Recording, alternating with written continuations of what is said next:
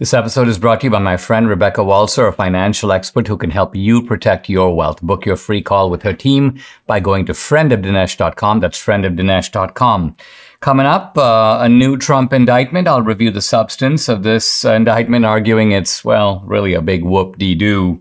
I'll debunk former Attorney General Bill Barr's assessment of the merits of the Biden DOJ case. Activist Joeylynn Mesaros joins me. We're going to talk about the vindictiveness of the Biden administration against its critics. And I'll show how atheism is the opiate of the morally corrupt. Hey, if you're listening on Apple, Google, or Spotify, or watching on Rumble, please subscribe to the podcast. I'd appreciate it. This is the Dinesh D'Souza Show.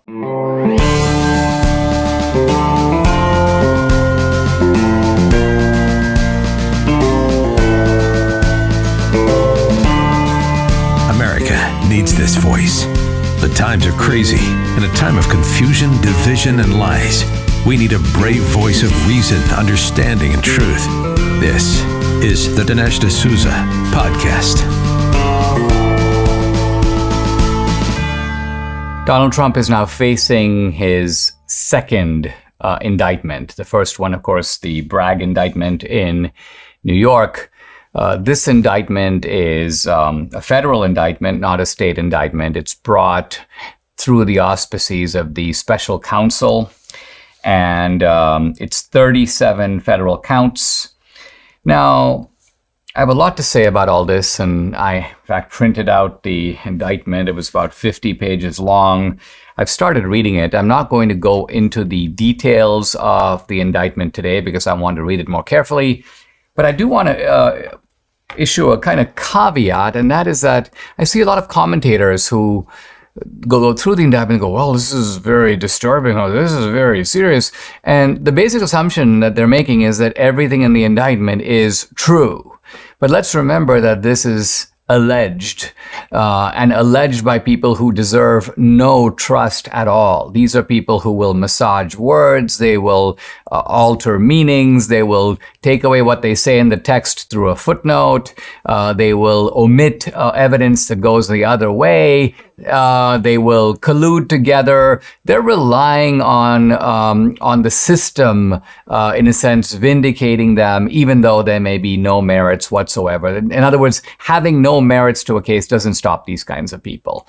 So when we read the indictment, we're going to take note of what it says and what it claims. But in every case, these are claims. This is what the DOJ is saying. The very same DOJ that shows no interest in going after Biden for doing the same or worse, that pretends not to notice the massive Biden bribery scandal on an international scale that is now being documented by the House Oversight Committee. So these people are thoroughly untrustworthy and corrupt, both. So that's my starting point. We shouldn't read this with a fake solemnity, as if you're dealing with honorable people who are making serious charges for which they've accumulated indisputable evidence. Now, we all remember the Mar-a-Lago raid, which was the raid over supposedly Trump's possession of classified documents. And you might expect that this case is over Trump's possession of classified documents. You might remember the image, and I use this as the thumbnail for today, with the DOJ sort of laying out in the open a series of documents which have the classified marking. Of course, they blank out what the text of the document is. This became a kind of visual symbol of Trump supposedly either carelessly or willfully taking these documents. But guess what? The one significant thing to note is that the case as filed is not about that. Trump is not charged with possessing classified documents. So then you have to ask, well, wait, wasn't that what the raid was all about? So it turns out that the raid was, it seems, the way to get into Trump's documents so that they could find other things that they could then charge him with. And that is what seems to be going on here. And I think this supports the not only fear, but the suspicion that a lot of us have that they have already targeted the man, and now they are looking for crimes that they can sort of throw at him. And they don't care if these crimes have never been thrown at anybody else for doing the same thing. They don't care that this is sort of a prosecution in search of a crime. This is basically, they've decided that it's justified to do this because evidently Trump is such a, well, threat to the political system, a threat to the left and the Democrats if he's reelected. And so what is Trump facing? Well, he's facing these 37 federal counts, including, and this seems to be the key parts of it, willful retention of national defense information. So this does come out of some of the classified documents, the claim that Trump had national defense information. Now, we also should note here that national defense here is a very wide umbrella. Trump sends an email to Kim Jong-un. There's nothing particularly sensitive about it, but hey, it's national defense information. And so, again, there are hidden assumptions here that if something pertains to national defense, we should all freak out. The country is gravely endangered. First of all, this is national defense information that is sensitive according to you, according to your reading of the matter, which may not be anybody else's reading of the matter whatsoever. Conspiracy to obstruct justice is nothing more than Trump negotiating back and forth about turning the documents back. And this is a normal process that all presidents have engaged in. By the way, let's note that Obama took classified documents, Bush took classified documents, Biden took classified documents. So this is not exactly a unique practice on the part of Trump, but Trump is uniquely being targeted for it. Trump himself said they took one charge and they made it 36 different times, which is, by the way, how they do these things. And what I find really reprehensible, so Special Counsel Jack Smith says the following, quote, "We have one set of laws in this country and they apply to everyone." Ha, ha, ha. This is simply not true. And the behavior of the Justice Department, of Merrick Garland, of Jack Smith himself, makes it obvious that it's not true. When I come back in the next segment, I'll show that the very jubilation that's being expressed, well, widely across the left, but including among some prominent figures, people like Hillary Clinton, James Comey, Peter Strzok, and others, really shows the political vindictiveness that lies behind this second indictment. The debt ceiling crisis has come to a head. This administration is doing its best to force more government spending. They have reached a settlement to get the deal done, but for now, our national debt continues to skyrocket. Well, how are you protecting your savings? Times like these are when concerned savers like me turn to gold. And I, like thousands of similar-minded people, buy my gold from Birch Gold. Here's the easy way to do it. Birch Gold will help you convert an existing IRA or 401k into an IRA in gold. You don't pay a penny out of pocket. As the BRICS group, Brazil, Russia, India, China, South Africa, band together against the dollar, more and more central banks are diversifying. You know what they're buying? Gold. Follow their lead. Get started by texting Dinesh to 989898 for your free information kit on gold. There's no obligation, just information. Birch Gold has an A+ rating with the Better Business Bureau. Thousands of happy customers. Birch Gold can help protect your savings too. So get started. Text Dinesh to 989898 today. Check out the obscene political vindictiveness of people celebrating this Trump second indictment. Peter Strzok puts out a photo on social media with Trump in handcuffs. This is the same Peter Strzok who texted Lisa Page to say, hey, listen, don't worry about Trump being elected because we have, quote, an insurance policy to stop it. So the naked political attack here is pretty obvious. Hillary Clinton, of course, I think somewhat sarcastically, but also trying to raise money, puts out her line of merchandise, the website, and when apparently she's trying to sell her hat, which goes but her emails. And her point being that, I guess she's being sarcastic, well, Trump supporters will try to defend what Trump did by appealing to Hillary's emails. And Hillary's starting point appears to be that there was nothing there. Now, that's not true. And to have this odious Hillary Clinton gloating over this, again, it just is indicative of the way in which the left sort of launches these strikes. And a certain part of me admires their boldness in doing it. I would not have thought and most Republicans don't think that they would have the chutzpah to go after Trump on all these different levels on things that seem so ridiculous. Oh, yeah, he paid off this porn star. He took papers that he should have given back and he didn't give them back in time. Here's James Comey. And James Comey goes, he gives an interview where he basically says that in 2024, it can't be Trump, it has to be Biden. Again, giving the idea that what these indictments are all about is preventing Trump from running again, or somehow, even if he does run again, wounding him so much that he won't be able to mount an effective campaign. And then, of course, Comey sort of spills the beans by saying in the interview, in effect, that if Trump gets elected, he might do to us what we've been doing to him. He doesn't put it that way. He says Trump might try to extract political retribution, but that's just another way of saying that Trump may turn the same justice apparatus that has been mobilized against him in the other direction. Glancing over the indictment, it's not that there are a few things there that I didn't know about that raise eyebrows, and I think over the next couple of days, I will go into this stuff in more detail. There's apparently there's an audio tape. Trump is apparently talking to two visitors about a classified sort of U.S. attack plan on Iran. And the document at that point is quite clearly unclassified. So look, if Trump did that, that's reckless behavior. It's not clear to me it's criminal behavior of any kind, but he shouldn't have done it. But again, the big question is, did he do it? What was the context in which he did it? What did he actually reveal? Did he just say, hey, we're making a plan for an attack on Iran? And because there is a classified plan for do that, is that called, quote, revealing a classified document? Did he actually produce the document and show the document and go, here, look, by the way, take a look, guys, at the plans for the attack on Iran? So a lot of this hinges upon what it is that Trump actually did.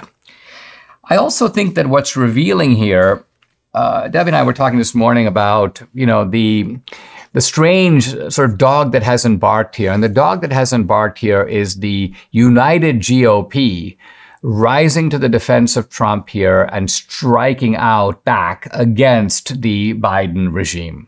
I mean, why hasn't there been a single impeachment brought against anyone in the Biden administration? I mean, there should be one against Biden. There should be one against Mayorkas. There should be one against Merrick Garland. That's just to get started. And it's true that people like Marjorie Taylor Greene have introduced these resolutions and introduced these bills, but they don't seem to be moving rapidly forward. And I think that has to be put at the door of Kevin McCarthy, because it is the Republican weakness and indifference, the Republican looking away, the Republican desire to sort of duck all this, and in some cases, the almost covert glee of some Republicans that this is going on. Why? Because they're running for president too, and they wouldn't mind it too much if Trump were either removed from the race or somehow disabled from being able to run an effective primary campaign. So Chris Christie, for example, is now kind of saying basically that Trump is a bad guy, and he's going to save the Republican Party. Now, really, Debbie's just a spontaneous laughter.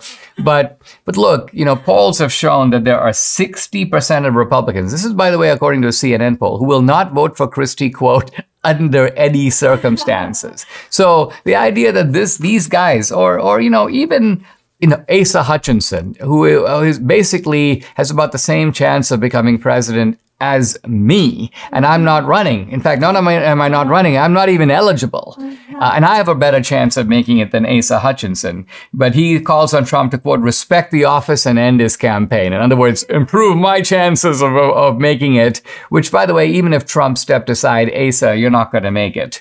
Then there's Mike Pence. And again, Mike Pence, another guy, I think basically decently motivated, but his own reframing of the issues now makes no sense. He says that on January 6th, quote, Trump demanded I choose between him and our Constitution. As if Trump came to Mike Pence and go, Mike, really, it's a clear choice. It's me or the Constitution. I think you should choose me. That's not what Trump said at all. That's not what Trump wanted Pence to do. That's not what anybody wanted Pence to do. So again, Pence is fabricating this stuff and fabricating a morality tale to make himself the hero. I had to choose between Trump and the Constitution, and I chose the Constitution because I, after all, am a highly moral man. So Nikki Haley is not openly attacking Trump, but she basically does frame her candidacy in generational terms, kind of like we need a new generation of leadership. And there are going to be some people in the Republican Party who are, I've got to say, probably a little exhausted, probably open to this idea that we need fresh air. But to me, the important point here is that if you give in to all this, you're saying nothing more than that the Republican Party doesn't just abandon its soldiers on the field, which it did on January 6th, but it's abandoning its general on the field, in this case, Trump. And it shows that we're going to let the left know that they can do open season on us. And every time they pick out one, it's like, the cheetah is going to pick one from the herd and all the rest of the herd is going to flee in the relieved idea that, gee, it wasn't me. It may be me next time, but hopefully it'll be somebody else other than me. So this is the place that we're at, and it is time for us to strike back. Otherwise, our vulnerability, our individual vulnerability, and our collective vulnerability will only increase. If aches and pains are your problem, Relief Factor is your solution. Debbie and I started taking Relief Factor a couple of years ago. The difference we've seen in our joints, nothing short of amazing. Aches and pains are totally gone thanks to this 100% drug-free solution called Relief Factor. How does it work? It supports your body's fight against inflammation. That's the source of aches and pains. The vast majority of people who try Relief Factor order more because it works for them. Debbie found it works for her. She can now do exercises that for several years she wasn't able to do. So Relief Factor has been a big game changer for her, her aunt, other members of our family, Mike here in the studio, and for many other people. You too can benefit. Try it for yourself. Order the 3-week quick start for the discounted price of just $19.95. Go to relieffactor.com or call 800-4-RELIEF to find out more about this offer. The number again, 800-4-RELIEF, or go to relieffactor.com. Feel the difference. Donald Trump's former Attorney General Bill Barr has come out and in a television interview, he calls the Trump indictment, the new indictment, quote, very damning, very damning. And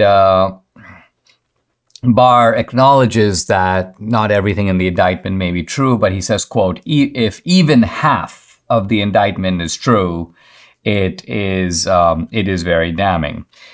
Trump, not surprisingly, strikes back at Bill Barr, calling him, quote, a gutless pig. Then Trump goes on to say, virtually everybody other than a lowlife like Bill Barr, who, as you know, I terminated because he was gutless. He wouldn't do what he was supposed to do. Everybody says this is a disgraceful indictment. It was done for political reasons.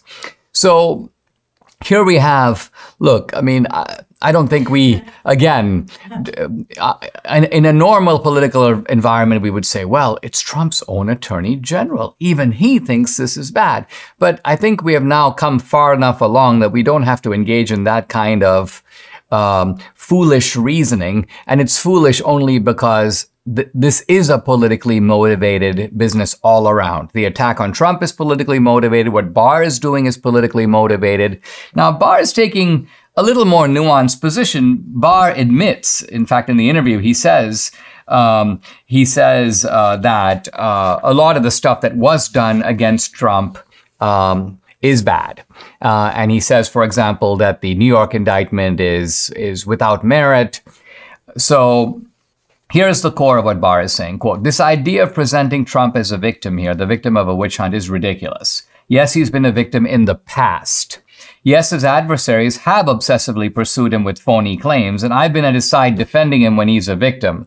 Again, here's Barr trying to act like, he's the referee of what is and isn't meritorious. He goes, but this is much different. He's not a victim here. He's totally wrong that he had the right to have those documents. Those documents are among the most sensitive secrets the country has.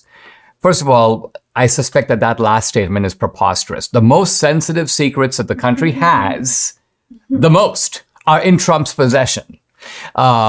Absurd, ridiculous. And even if you look at the indictment, and I've only glanced over it, even the stuff that they're talking about in that indictment is not, quote, the most sensitive secrets that the country has. So right there, we have reason to view with a raised eyebrow what Barr is saying.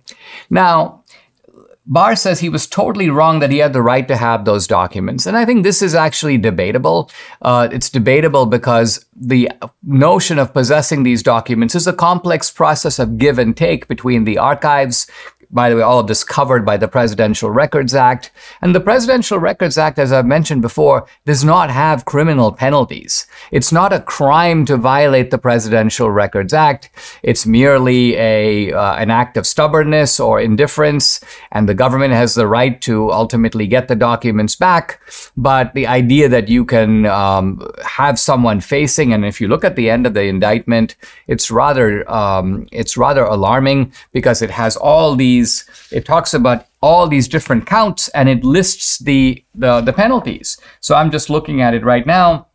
And so on the Trump's penalty sheet, for example, counts 1 to 31, maximum term 10 years. Count 32, 20 years. Count 33, 20 years. And the rest of them are 20 years. Scheme to conceal, 5 years. So we're talking here about taking a man who is well into his 70s and really locking him up for the rest of his life. For what? For evidently having these national defense secrets in his possession in an ongoing negotiation with the U.S. government over who has a right to keep what. I don't see much here. It's a whoop-de-doo. But it's not a whoop-de-doo in the sense that it shouldn't be taken seriously. It should be, because the left is very serious about it, and they're pushing it forward. Fortunately, Trump has the means to defend himself and defend himself effectively. I'm also relieved and glad to see that this is a case in Florida, in a district that will at least give Trump a jury of his peers. So as long as people aren't starstruck or aren't somehow, bowled over by, oh, it's the Justice Department saying it, therefore it must be true. I think we'll follow this case carefully as it proceeds, but and there's a lot more quite clearly to come. Debbie and I started eating better this year. We've lost weight, but foods we can't seem to eat enough of, and it's a requirement, are veggies and fiber. Now, there's no better way to get all your fruits and veggies plus fiber than with Balance of Nature. Balance of Nature Fiber and Spice right here is a proprietary blend of 12 spices for digestive health. The intense flavors and deep colors of spices are the most condensed whole food source of phytonutrition available. It's recommended to be paired with their star product, fruits and veggies in a capsule. So easy. Select the whole health system for the best price. Start your journey to better health right now. Take advantage of Balance of Nature's great offer, $25 off plus free fiber and spice with your first preferred order of fruits and veggies when you use discount code AMERICA. The offer can end at any time, so act now. Call 800-246-8751. That's 800-246-8751, or go to balanceofnature.com. Use discount code AMERICA. Hey guys, I'd like to welcome to the podcast a new guest. Her name is Joeylynn Mesaros. She's a homeschool mom in New Braunfels, Texas. And she and her husband, Robert, are being sued by Democrat politicians, Wendy Davis, Biden White House officials, and federal court under the KKK law of 1871 for flying Trump flags next to the Biden bus in 2020. This seems to me to be insane. By the way, her website, freespeechdefender.com, freespeechdefender.com. Joeylynn, welcome. Thanks for joining me. You were telling me a moment ago that you're, well, a little bit of a recent activist in politics. Tell us a little bit about yourself and kind of what got the fire lighted under you to get involved. Yes, thank you so much for having me. You know what? I was brand new to politics when we flew Trump flags next to the Biden bus, which is what we are getting sued for. I think I had 3 weeks dipped my toe into the world of politics. I didn't even know what cancel culture was. My child was in public school. I was a working mom. And since then, Dinesh, I've pulled my son out of school. I homeschool him, and we are now free speech activists as a result of getting sued for exercising free speech. I didn't even know what my First Amendment was. Now let's come back to this idea of flying the Trump flag. So it's kind of it's a clever idea, and I actually think it's very effective because you've got Biden with this bus going around the country. And what did you do? Did you drive alongside the bus flying the Trump flag? What did you actually do? Yes, sir. So there was a caravan of vehicles, which in 2020 we called the Trump train. And it was just a way of campaigning and showing your support for President Trump and getting other people excited about getting involved in politics. That's how we came to really get involved. And so when we were parading around town several days out of the week, it was very fun. People would be outside in their lawn chairs, waving, holding signs. The Biden bus is driving through town. It's like, oh, well, let's drive alongside it. Let's have a Trump train at the same time. Maybe we'll make national news. President Trump will see his support here in Texas. How fun would that be? There was, Biden in a press release claimed we tried to run that bus off the road. There were these lies in the headlines saying we were emboldened, racist bigots, white supremacists crawling out from under our rocks, that we were trying. The reason we're getting sued under the Ku Klux Klan law is because they're claiming that we banded together on a public highway like the Ku Klux Klan with the intent to suppress minorities from voting. That's how the progressive left spin things. And so even though we have a constitutional right to exercise free speech and drive down roads we pay taxes to drive on, we're now having to defend our basic rights. I mean, this is very disturbing to me because it shows that, some people might say, hey, they're going after Trump over the New York case, Stormy Daniels, or they're going after Trump on classified documents. But then the ordinary person may say, well, you know what? Well, I mean, I'm not Trump. I don't have access to classified documents. So I didn't even go in the Capitol on January 6th. I'm a law-abiding person. I just like to live my life, speak my mind. Nothing's going to happen to me. And you're living proof that that is actually not the case. You do something that really seems to me to be not only completely protected constitutionally, but kind of part of the exercise of democracy. And what you're doing, which the left does all the time, is they show up. When we show up to do a rally, they show up to do a kind of a counter protest. So what are you doing but running alongside the Biden bus? Now, I'm assuming that there's no truth whatsoever to the fact that you didn't threaten them or try to block them or prevent their bus from going forward. None of that, right? So what is the basis for them claiming that you tried to, let's say, run the Biden bus off the road? Do they have what's their supporting evidence for that? This is the scariest part.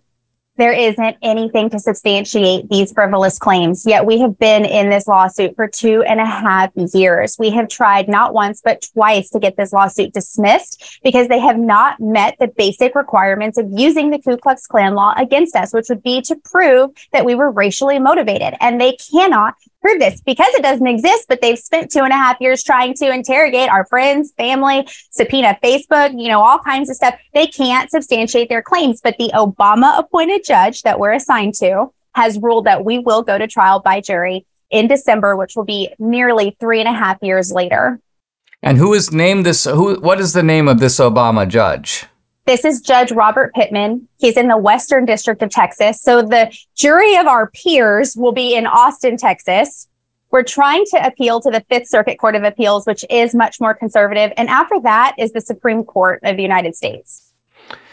Wow. Let's take a pause. When we come back, I want to go into a little more detail into the way in which this kind of legal harassment, I mean, one could even call it legal terrorism, is used against ordinary citizens who then have to scramble to find the resources to fight back. We'll be right back.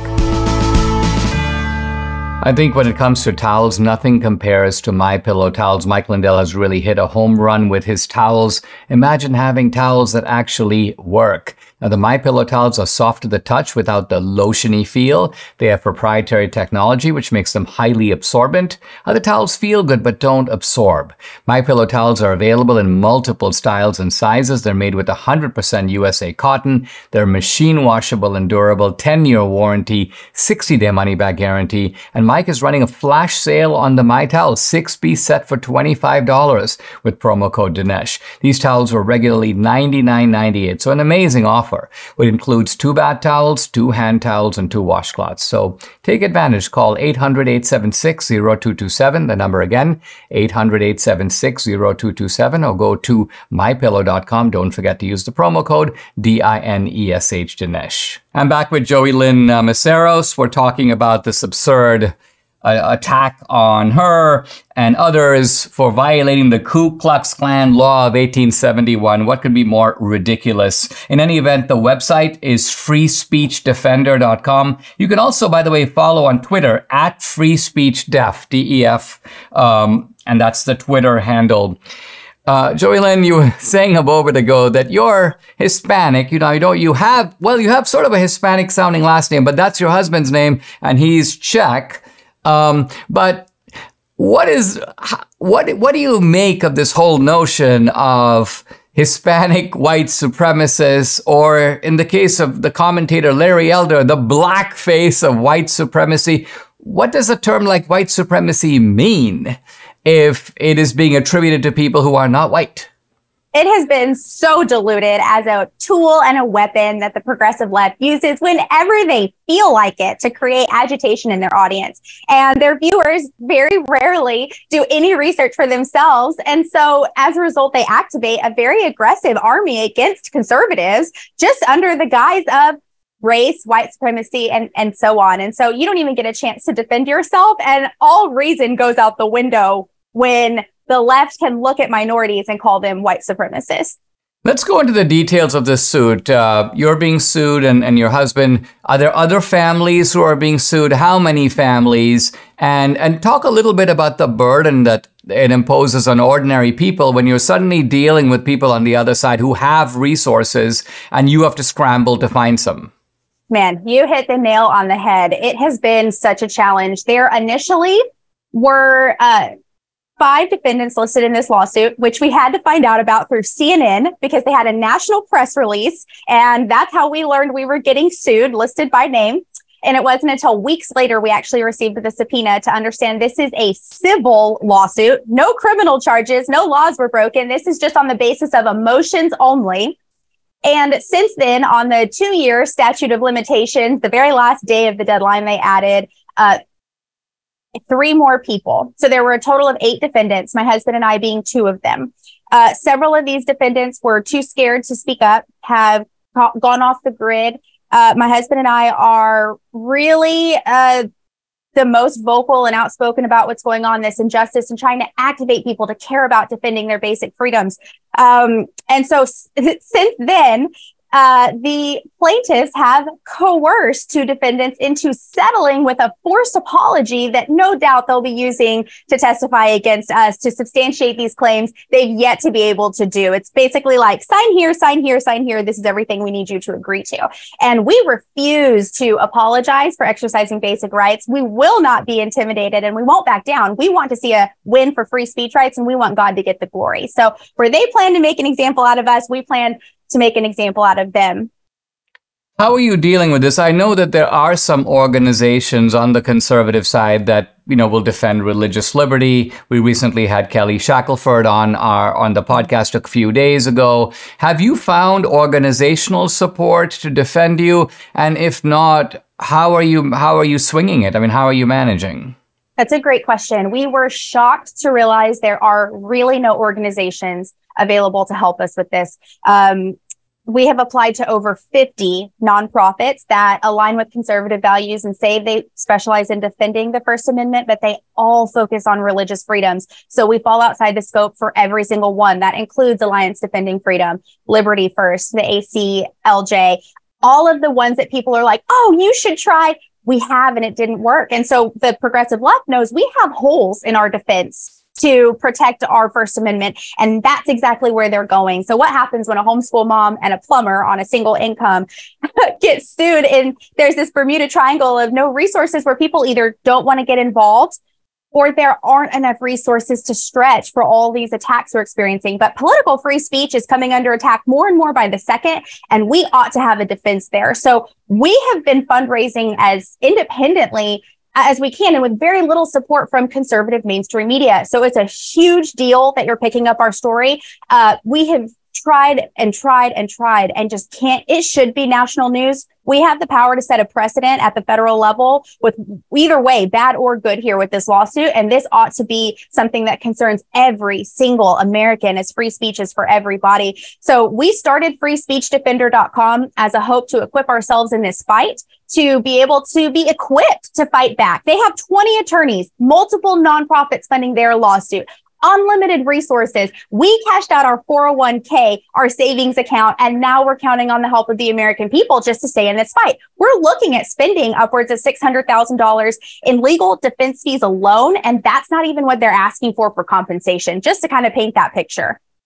Wow. Guys, we need to support this and check it out. The website is freespeechdefender.com. You can follow the details on Twitter at freespeechdef, DEF. Joeylynn, thank you very much for joining me. I really appreciate it. Thank you so much, Dinesh. Hey guys, I'd like to invite you to check out my Locals channel. I post a lot of exclusive content there, including content that's censored on other social media platforms. On Locals, you get Dinesh Unchained, Dinesh Uncensored. You can also interact with me directly. I do a weekly Q&A every Tuesday. No topic is off limits. I've also uploaded some very cool films to Locals, both documentaries and feature films, both my films and also films by other independent producers. 2000 Mules is up there. And I'm doing a new film this year. I'll be giving you the inside scoop on Locals. And if you're an annual subscriber, you're able to stream and watch all these films for free. So check out my channel. It's dinesh.locals.com. I'd love to have you along for this great ride. Again, it's dinesh.locals.com. One of the interesting commentators on social media is this guy, Mike Cernovich.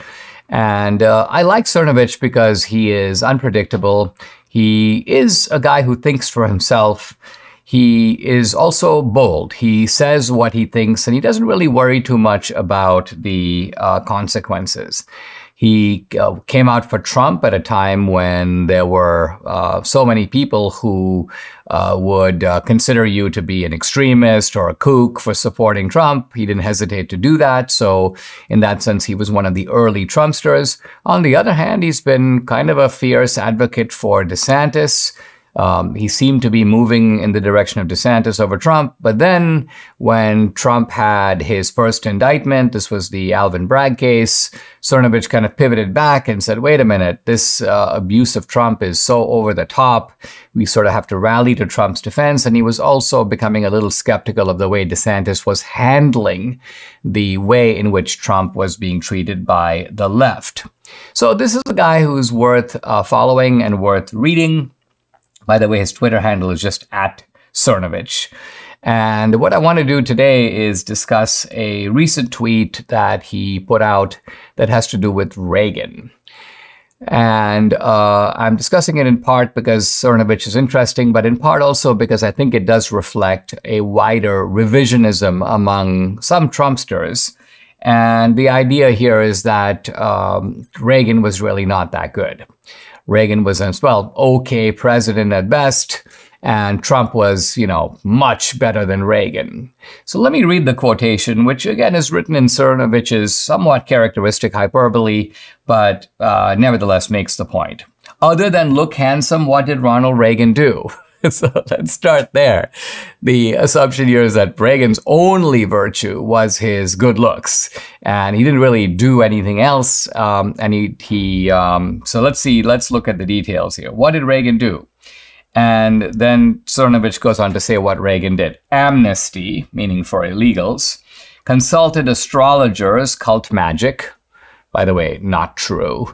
Reagan never consulted an astrologer. It came out in Kitty Kelly's biography, I believe, of Nancy Reagan, that Nancy Reagan consulted astrologers. So this is not Reagan. 3, gun control. 4, appointed liberal Supreme Court justices. Again, not really true. Reagan appointed Scalia. That was his first appointment. Liberal, really? I don't even think Cernovich thinks that. But then in the second round, Reagan appointed, I guess it was Anthony Kennedy, right? Was it Kennedy? Sandra Day O'Connor. And Sandra Day O'Connor turned out to be unreliable. So let's just say Reagan, had a mixed record on the Supreme Court. quote, let the CIA traffic cocaine and crack. Here, I think the key word is let. And I actually don't even know what he's talking about here. But and then he goes, Trump was far superior as POTUS by results. It's not even a debate. Well, what were the results? In the case of Trump, you had a good economy. But in the case of Reagan, you had a fantastic economy. The Dow Jones Industrial Average was 800 in 1982. Right after Reagan came to office, it was, I think, 3,400. So it multiplied 4 times under Reagan. And so there was a Reagan boom, which, by the way, continued into the 1990s. But this is not my point to kind of quibble with the details of Cernovich's indictment. It's that he really misses the big picture. And that is that there are certain times in American history where really important issues come to the forefront. And it makes no sense for a president who's dealing with the main issues to be then faulted retroactively for not dealing with other clearly more minor issues. It's kind of like if someone were to make a case against Lincoln. Lincoln was not a very good president. He was wrong on tariffs. He opposed Texas's entry into the Union. Well, maybe so. But the fundamental issue for Lincoln was slavery, was the giant crisis that ultimately culminated in the Civil War. And if Lincoln was right on that, what sense does it make to then fault him on the other issues, which were not his primary focus, and rightly so? Same with Reagan. Reagan was focused on the Cold War. Did he or did he not play a critical role in ending the Cold War? Yes. Gorbachev played a role, Pope John Paul did, Margaret Thatcher did, Lech Walesa did, but the primary mover was Reagan. By the way, if you doubt this, look at my book, Ronald Reagan, How an Ordinary Man Became an Extraordinary Leader. Similarly, Reagan was focused on stagflation, in other words, getting an economy, similar, by the way, to the one we're headed toward, stagnant growth and inflation. How do you break the back of inflation and kick off the engine of economic growth? It's not easy to do it. Reagan did it. So Reagan was focused. Reagan believed that you can't change the world in 30 ways. You can change the world in 2, maybe 3 ways. And so he focused on the Soviet Union. He focused on reviving the economy. He focused on reviving patriotism. He focused on mobilizing the Reagan doctrine to support freedom movements around the world. And if he did that, and he did all that successfully, the rest of it is just trivialities. I'm continuing my discussion about how atheism is the opiate of the morally corrupt. This is a reversal, an inversion of the old Marxist idea that religion is the opium of the people. And what I've been arguing is that what appeals to people about atheism is it gives you kind of a cover for moral vices that now find in atheism a kind of pretext and justification. Hey, there's no God, there's no moral supervisor of our actions, we're not going to be held accountable after our death, therefore we can live pretty much the way that we want. Now, the key to all of this is the idea of sex, and I think it's chiefly because of sex that most contemporary atheists have chosen to break with Christianity. I'm now quoting Bertrand Russell, "The worst feature of the Christian religion is its attitude toward sex." And interestingly, even Christopher Hitchens writes, quote, "The divorce between the sexual life and fear can now at last be attempted on the sole condition that we banish all religions from the discourse." So when atheists give elaborate justifications, oh, you know what, God doesn't exist, I don't see the evidence, traditional morality is an illusion, very likely they're thinking of their own sex organs. And it may well be that if it wasn't for the single commandment against adultery, against the single commandment advocating sexual purity, Western man would still be Christian. Malcolm Muggeridge, the famous commentator of the BBC, convert to Catholicism, pointed out many years ago that eroticism is the mysticism of materialism. In other words, materialism is this kind of dry, unappealing philosophy. We're all material objects in the world. We have no spiritual life and so on. But there has to be a kind of mystical element here. And Muggeridge goes, yeah, the mystical element comes from sexuality. And interestingly, the guy who says this in the most clear way is someone we don't normally quote, at least not openly, and that is the apostle of sexual deviancy, the Marquis de Sade. In his dialogue between a priest and a dying man, de Sade has this dying man confess. And he goes, yeah, I had to get rid of my belief in God. He goes, because that was the first step to kind of unleashing my sex life. So he basically makes a direct connection between atheism and sexual, deviancy. In another work called Philosophy in the Bedroom, D'Souza features a 15-year-old nun who has shed her faith in God. And instead of that, what does she replace it with? Incest, sodomy, sexual flagellation, all this sort of sexual extremism, and all of it is now allowed, it's permitted because God has been removed from the picture. Now, a lot of modern atheists today aren't going to embrace the Marquis de Sade. They're not into the kind of open advocacy of blood and cruelty that is part of de Sade's work, sadism, masochism, and so on. And Nietzsche, too, is a little bit out of bounds here. So, by and large, we see a lot of defenses here of promiscuity, of adultery, homosexuality, trans phenomenon. And so my objection here is not to the passions themselves. Religious believers, of course, understand the power of the passions. I'm thinking here of Augustine praying to God. He goes, make me chaste, O Lord, but not yet. So it's not as if Augustine doesn't know what the atheists are up to.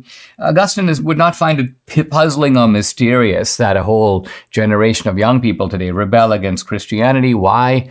Mainly because of its teachings on things like premarital sex, contraception, abortion, homosexuality, divorce. Now, in a way, sexual gratification has become our modern society's secular sacrament. And I think the reason for this is that sexuality gives you at least momentary feeling of eternity, even in this life, a kind of sense of transcending the material world. Many years ago, I met a monk who said to me that he does regular fasting, but then he said, I also occasionally flagellate myself. I beat myself. And I was like, wow, what a weirdo. But he goes, no, I'm not a weirdo. I'm mortifying my body for Christ. And he says, listen, if you think that's really strange, think of all the people today who undergo all kinds of painful treatments on their body for other reasons. They undergo massive facial surgery and plastic surgery to produce these cosmetic improvements. They undergo massive physical punishment and exercise in order to make to have a more attractive or shapely body. So the point is, they're mortifying their body for secular reasons. Why is it so bad to do the same for a genuinely religious motive? Now, if sex is unhooked from the old moral restraints, there are going to be unwanted pregnancies. And here we get to sort of atheism's second sacrament, which is abortion. I've said before in other contexts that the horror of abortion is not just that a woman kills a child, but that a woman kills her own child. There's going to be guilt for this for any morally healthy person. And so it's necessary for atheism to fight that guilt by paving the way for abortion with a clear conscience. The first step is to get rid of God, because then there is no spirit of the dead child to disturb the conscience, no hell to pay for violating the commandment against the deliberate taking of human life. And the second step, almost inevitable, is to define the fetus as not really human. And here, obligingly, is Sam Harris in his book called The End of Faith. And he goes, many of us consider human fetuses in the first trimester to be more or less like rabbits who do not deserve, quote, full status in our moral community. Subscribe to the Dinesh D'Souza podcast on Apple, Google, and Spotify, or watch on Rumble, YouTube, and SalemNow.com.